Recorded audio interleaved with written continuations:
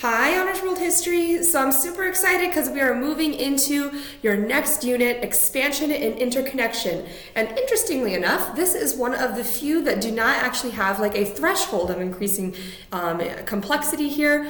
We're literally just looking at how people start to expand and how we become more interconnected as a globe. So we're really going to start with looking at the first with the four world zones, okay? And we're gonna learn about like how differences among the resources in each of these zones really leads to Afro-Eurasia actually being more connected and connecting faster, I suppose we could say, because of migration of our Homo sapiens moving out of Africa, and the way that our geography really works. The expansion piece was a lot more simple, especially because we're across like the same world zones. We'll talk more about it, I promise, it's coming.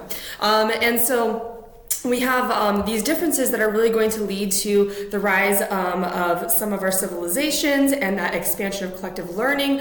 And there's going to be that inequity starting within our world zones. Some people are just going to rise and be more complex a lot faster than other civilizations during this time, okay? So like I said, this does not have a threshold attached to it, so you won't see anything about in thresholds of increasing complexity or anything like that, because this is really during a time where we just, it's so big that big history is like, you know what, this is something that we actually need to talk about without talking about an actual increasing complexity, because this is kind of the meat of when we start to see that acceleration of collective learning. I really hope you enjoy this. This is some of my favorite stuff. I'll say this a lot now that we're into like the history parts, because I just love history in general. So I became a teacher for a reason, right?